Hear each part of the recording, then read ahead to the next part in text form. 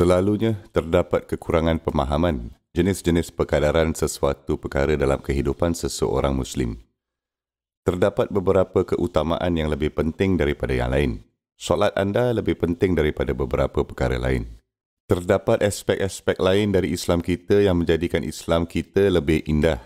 Itu semua adalah amalan mulia, tetapi mereka tidak hampir sama dengan status solat. Begitu juga mengenai dosa atau kekurangan yang ada dalam diri kita. Ada perkara yang harus kita lakukan. Sudah tentu anda harus cuba memasuki rumah anda, langkah kaki kanan dulu. Dan semasa anda masuk ke bilik air, langkah kaki kiri dulu. Dengan mengucapkan azkar-azkar yang tertentu. Dan ini adalah perkara yang harus anda cuba beramal dengan. Dan jika anda mengabaikannya, agak bermasalah juga. Tapi ada perkara yang merupakan dosa-dosa besar. Dan selalunya apa yang berlaku? Apabila orang ada kekeliruan atau ada kesilapan tentang pemahaman perkadaran, akibatnya mereka akan menjaga perkara-perkara kecil itu. Mereka sangat berhati-hati dan teliti dengan perkara-perkara yang lebih kecil. Aku ikut sunnah ini. Aku pastikan aku buat zikir ini. Aku pastikan misalnya hari ini hari Jumaat. Jadi aku baca surat Al-Kahf dan sebagainya. Oleh itu mereka menjaga perkara-perkara kecil ini. Tetapi pada masa yang sama mereka mengabaikan perbuatan dosa-dosa besar yang ada di betul-betul depan mereka. Dan mereka melakukannya tanpa memikirkannya langsung. Mungkin ada berkaitan dengan menjanakan pendapatan dengan cara yang tidak dibenarkan. Mungkin ada kaitan dengan dosa-dosa besar seperti zina, riba dan perkara seperti itu. Dosa-dosa yang sangat besar ini yang ada di depan kamu tapi anda tutup mata seolah-olah anda tidak membuatnya. Tapi perkara lain yang lebih kecil kamu lakukan, kamu amal. Membuatkan anda dan menjadikan diri rasa lebih baik mengamalkan agama. Itulah sebabnya mengapa Al-Quran sebenarnya memberi kita petunjuk tentang perkadaran yang jelas. Apa yang Allah katakan dalam ayat ini adalah in tajtanibu kaba'ira ma tunhauna anhu. Sekiranya kamu mengelakkan dan berusaha sedaya upaya untuk mengelakkan bahagian yang besar, bahagian yang serius dari jenis-jenis perkara yang kamu telah dilarang. Jadi ada benda yang anda dilarang lakukan, tetapi ada juga beberapa perkara yang cukup serius yang anda semua tahu bahawa anda tidak sepatutnya melakukannya. Sekiranya anda dapat menjauhkan diri dari perkara-perkara itu, kemudian untuk perkara-perkara kecil yang kamu ada kekurangan, nukaffir ankum sayyiatikum. Kami akan menguburkan sisa dosa-dosa anda. Bermakna, uruskan dulu perkara serius, berjaga-jaga dulu terutamanya apa yang Al-Quran ketengahkan tentang keuangan.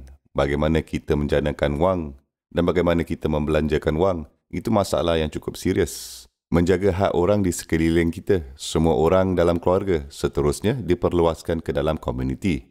Anak yatim atau miskin sebagainya, menjaga mereka dan bukannya pula fazalikal lazi yad'ul yatim. Itu adalah jenis dosa yang besar. Kemudian dengan cara kita menjalankan perniagaan kita, urus niaga apabila anda berhutang dengan seseorang, apabila anda dibayar untuk memenuhi kontrak, semasa anda dibayar untuk memberikan perkhidmatan, kejujuran yang anda lakukan semasa bekerja, benda-benda itu cukup besar dan berat. Begitu juga penglibatan dalam salah satu jenayah terbesar yang disebutkan dalam Al-Quran secara keuangan, riba, adalah perkara yang cukup besar.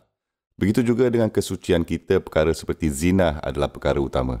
Sangat besar dan Allah katakan bahkan jangan mendekatinya. Wala taqrabuz zina. Jaga perkara-perkara itu. Dan ya, anda akan berdepan dengan kekurangan dalam beberapa perkara lain. Mungkin solat anda tidak mempunyai khusyuk yang sempurna. Mungkin wuduk anda tak perfect. Air tak kena sana-sini. Mungkin itu boleh berlaku. Mungkin semasa anda membaca Al-Quran atau semasa anda solat, fikiran anda ada di tempat lain. Mungkin semasa anda pergi melakukan haj atau umrah, anda terlepas pandang ritual tertentu. Atau anda tidak melakukan yang terbaik. Mungkin anda hilang sabar sekali-sekala. Mungkin sesuatu seperti itu berlaku.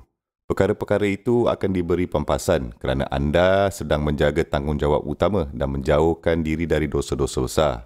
Itulah pemahaman perkadaran yang dipromosikan oleh Al-Quran.